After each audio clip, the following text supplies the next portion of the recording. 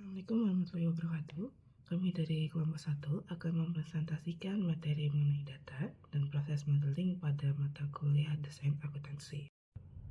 Sebelum memasuki materi, izinkan kami memperkenalkan anggota dari kelompok 1. Yang pertama ada Pramadita Maharani dengan NPM akhir 282. Yang kedua ada Fiona Mahira dengan NPM akhir 285. Yang ketiga ada Salsabila Aska Azhara dengan NPM akhir 292. Yang keempat ada Karoma dengan NPM akhir 294. Dan yang terakhir ada Sitina Asikin dengan NPM akhir 295.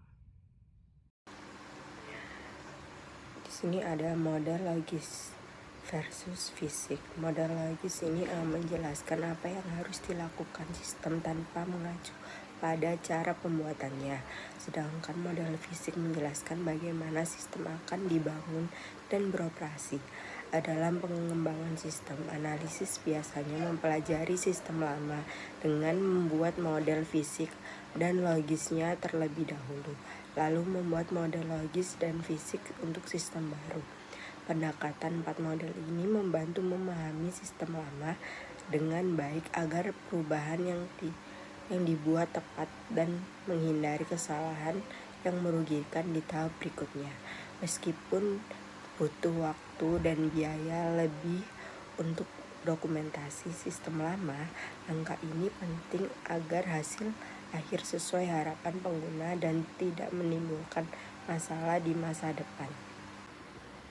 Selanjutnya ada diagram aliran data atau DFD adalah teknik grafis yang digunakan analisis sistem untuk menggambarkan bagaimana data bergerak dan berubah dari masukan menjadi informasi dalam suatu sistem. DFD menunjukkan aliran data dan proses utama dalam sistem, namun tidak menggambarkan logika program atau detail pemrosesan.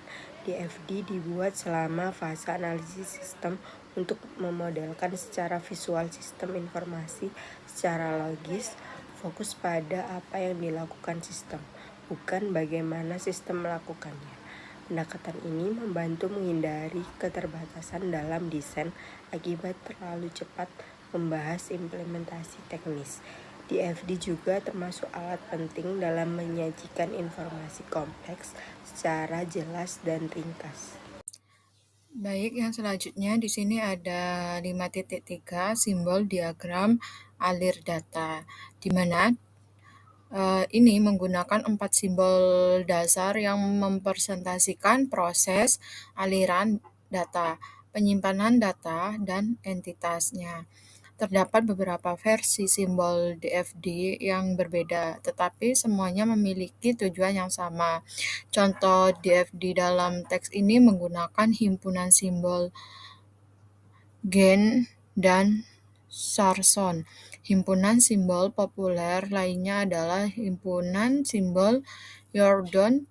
Di gambar yang ada di sebelah ini 5.1 menunjukkan contoh kedua versi tersebut. Nah, bisa dilihat di gambar di samping, di sini juga ada contoh 5.1-nya. Di slide selanjutnya ini ada 5.31 simbol proses, di mana proses menerima input lalu menghasilkan output dengan bentuk atau kontak berbeda. Yang kedua ada bisa sederhana, hitung gaji atau kompleks output, verifikasi pemesanan, penagihan, dan lain-lain. Terus selanjutnya simbol kontak hitam, black box, input, output jelas, tapi detail logika tidak ditampilkan. Nama proses, kata kerja, kata benda, misalnya diterapkan pembayaran verifikasi pemesanan. Dalam DFD proses kontak hitam, tunjukkan hubungan input, output, bukan detail internal. Yang selanjutnya ada 5.3.2 simbol aliran data. Aliran data ini jalur perpindahan data antar proses atau penyimpanan entitas, berbentuk grafik dengan ujung panah menunjukkan data bergerak. Data bisa item tunggal, nomor induk, atau himpunan data daftar kelas. Contoh data, order, invoice, students, grade, commission. Setiap aliran data harus mempunyai aset dan tujuan. Tidak boleh ada aliran tanpa sumber atau tujuan. Kombinasi yang salah itu ada general spontan, keluar tanpa input, lubang hitam, ada input tidak ada output, lubang lubang abu-abu, input output tidak seimbang. Yang selanjutnya ada 5.3.3 simbol penyimpanan data dipakai untuk mempresentasikan data yang disimpan di sistem. Bentuk simbol garis sejajar terbuka menyimpan data yang bisa masuk dan keluar. Harus minimal satu aliran masuk dan satu keluar. Contoh data ada mahasiswa, pegawai, pesanan pembeli, polis asuransi.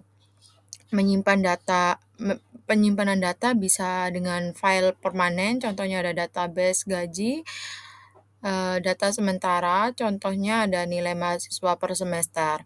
Kecuali ada kondisi tertentu, data tidak punya aliran masuk, misalnya data referensi tabel pajak. Nah, selanjutnya ada 5.3.4 simbol entitas, di mana entitas eksternal yang memberi atau menerima data dari sistem. Simbol persegi panjang bisa pelanggan, bank, pegawai departemen. Benar, entitas eksternal hanya berhubung dengan sistem melalui aliran data. Yang salah, entitas eksternal langsung berhubung dengan entitas eksternal lain dan itu tidak boleh. Yang selanjutnya ada 5.3.5 menggunakan simbol DFD, terdapat aturan benar dan salah dalam menggunakan simbol aliran data. Yang benar itu proses entitas ke eksternal, dan lain sebagainya. Baik, yang selanjutnya ada 5.4 menggambarkan diagram alir data, di mana ini digunakan untuk memodelkan sistem informasi berdasarkan fakta nyata, hasil wawancara, kuesioner, dan observasi. Panduan menggambar DFD, di mana pertama membuat diagram konteks agar muat pada satu halaman. Yang kedua, gunakan nama sistem informasi sebagai nama proses utama, seperti contoh sistem penilaian. Yang ketiga adalah gunakan nama unik dan jelas pada setiap entitas dan aliran data. Yang keempat ada jangan menggandakan simbol proses atau aliran secara berlebihan, hindari kebingungan. Contoh gambarnya ada di samping di sini 5.10 sistem penilaian dengan entitas mahasiswa, instruktur, student, record sistem aliran. Selanjutnya adalah menggambar diagram konteks. Nah, diagram konteks sendiri adalah level tertinggi yang menggambarkan sistem secara menyeluruh dalam bentuk satu proses tunggal atau proses nol. Nah, tujuan utamanya adalah memperlihatkan batas sistem, scope, serta bagaimana sistem berinteraksi dengan entitas eksternal. Nah, karakteristiknya yaitu hanya ada satu proses, diberi label proses nol, lalu menampilkan entitas eksternal atau sumber dan penerima data, selanjutnya menampilkan aliran data atau data flow antara entitas eksternal dengan proses nol. Lalu data store tidak ditampilkan karena dianggap internal system. Selanjutnya mudah dipahami oleh pengguna atau non-teknis sebagai alat komunikasi awal. Nah, ini ada contoh diagramnya, diagram nol atau proses nol order system. Nah, di sini ada 5 entitas. Yang pertama adalah customer. Contohnya itu seperti mengirim order, payment, selanjutnya menerima invoice, order, reject notice. Selanjutnya ada warehouse atau menerima packing list, mengirim complement order. Yang ketiga adalah sales rep, menerima commission. Yang keempat ada bank, menerima bank deposit, dan yang terakhir adalah accounting, menerima cash receipt entry. Selanjutnya adalah menggambar diagram 0 DFT. Nah, diagram 0 sendiri merupakan dekomposisi dari proses 0 pada konteks diagram yang menampilkan proses internal utama seperti data store dan alur data detail dalam sistem. Nah, diagram ini mengulangi entitas eksternal serta aliran data dari konteks diagram, namun menambahkan alur proses internal. Nah, setiap proses diberi nomor referensi untuk unik sehingga memberikan gambaran lebih rinci dibanding konteks diagram.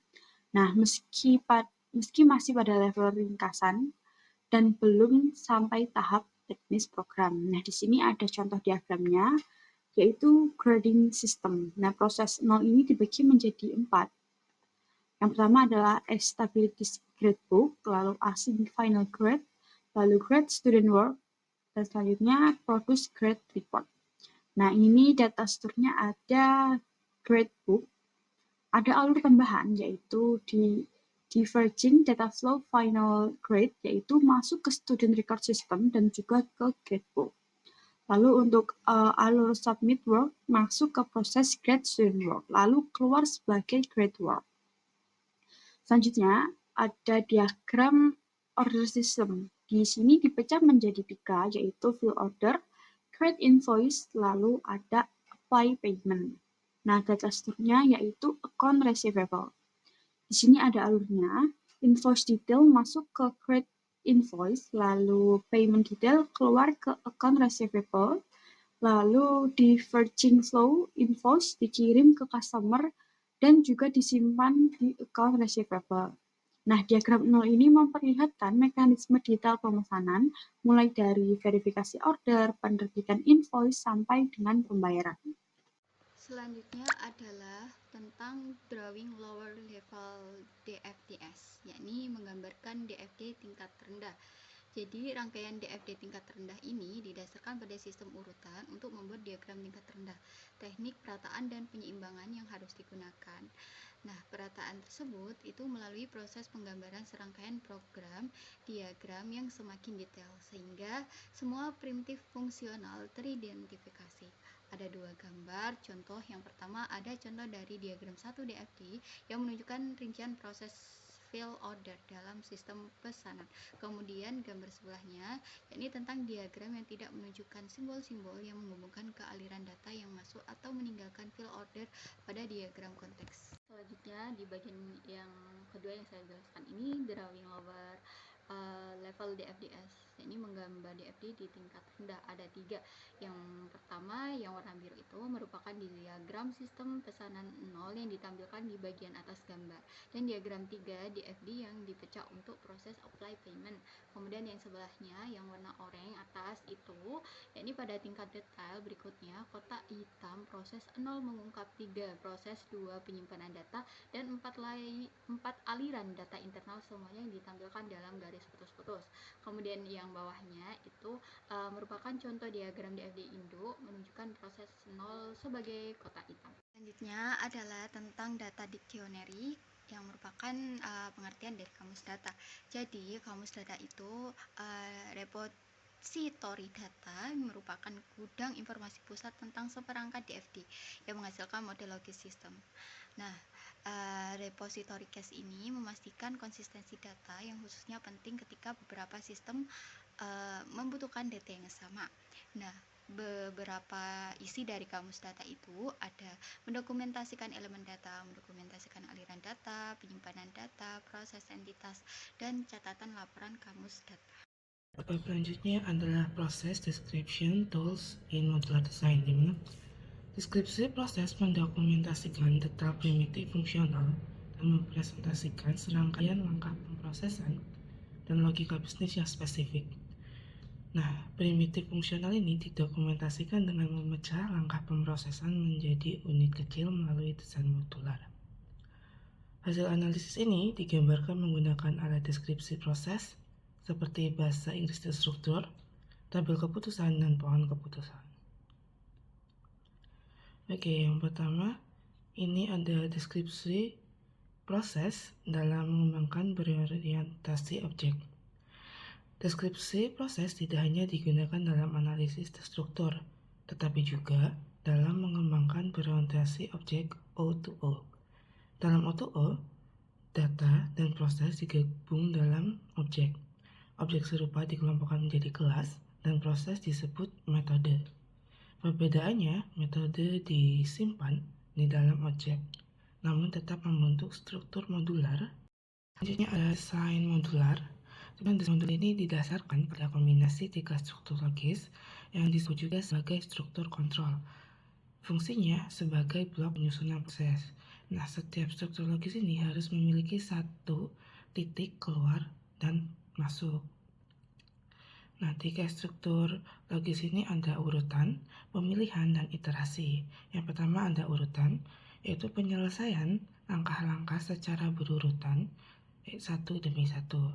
Sebagai contoh pada gambar 5, strip 24, ini satu atau beberapa langkah mungkin merupakan subproses yang berisi struktur logis tambahan. Yang kedua ada pemilihan, itu penyelesaian salah satu atau dua atau lebih langkah proses berdasarkan hasil pengujian dan kondisi. Di dalam contoh ini ditujukan pada 5 strip 24, di mana sistem pengujian input dan jika jamnya lebih dari 40, sistem akan melakukan proses hitung uang lembur. Yang terakhir ada iterasi, yaitu penyelesaian langkah proses yang diulang hingga kondisi tertentu berubah. Kayak yang contoh 5 strip 26. Proses yang terus mencetak gaji hingga mencapai akhir berkas penggajian. Nah, iterasi juga ini disebut sebagai perulangan. Oke, selanjutnya ada bahasa Inggris terstruktur, di mana bahasa Inggris terstruktur adalah bagian dari bahasa Inggris yang menjelaskan proses logis secara jelas dan akurat. Saat menggunakan bahasa Inggris struktur, ada beberapa hal yang harus diperhatikan. Nah, yang pertama ini ada menggunakan bahasa 3 blok penyusunan, yaitu urutan, pemilihan, dan iterasi. Yang kedua, menggunakan indentansi agar mudah dibaca. Dan yang terakhir ada menggunakan kosakata yang terbatas, termasuk istilah standar yang digunakan dalam kamus data dalam kata-kata spesifik yang menjelaskan aturan pemaksudan. Dan yang terakhir nih ada tabel keputusan. Nah, tabel keputusan adalah struktur logis yang menunjukkan setiap kombinasi kondisi. Dan hasil analisis ini sering menggunakan tabel keputusan untuk menggambar suatu proses dan memastikan bahwa telah mempertimbangkan semuanya. Nah, tabel keputusan ini dapat dibuat menggunakan Microsoft. Yang pertama ini ada tabel dengan satu keputusan, di mana jika suatu proses memiliki satu kondisi, hanya ada 2 kemungkinan, ya atau tidak. Kondisi tersebut ada atau tidak, jadi hanya ada 2 aturan. Misalnya nih, untuk memicu perhitungan lembur, kondisi proses mungkin adalah apakah jam kerja lebih dari 40? Jika iya, perhitungan dilakukan. Nah, jika tidak, perhitungan tidak dilakukan. Yang kedua ada tabel dengan 2 kondisi, di mana misalnya nih, ada kebutuhan untuk membuat tabel keputusan berdasarkan proses bisnis, verify order. Saat mendokumentasikan suatu proses, penting untuk memastikan bahwa setiap kemungkinan tercantum. Contoh, deskripsi proses berisi 2 kondisi, status stok produk dan status kredit pelanggan. Jika kedua kondisi terpenuhi, pesanan diterima. Jika tidak, maka ditolak. Nah, yang terakhir ini tabel dengan 3 kondisi. Misalnya nih, perusahaan sekarang memutuskan bahwa manajer kredit dapat mengabaikan persyaratan kredit pelanggan. Hal ini tuh dapat menciptakan kondisi ketiga, sehingga akan ada 8 kemungkinan aturan. Baik, sekian pemaparan dari kelompok kami mengenai data dan proses modeling. Wassalamualaikum warahmatullahi wabarakatuh.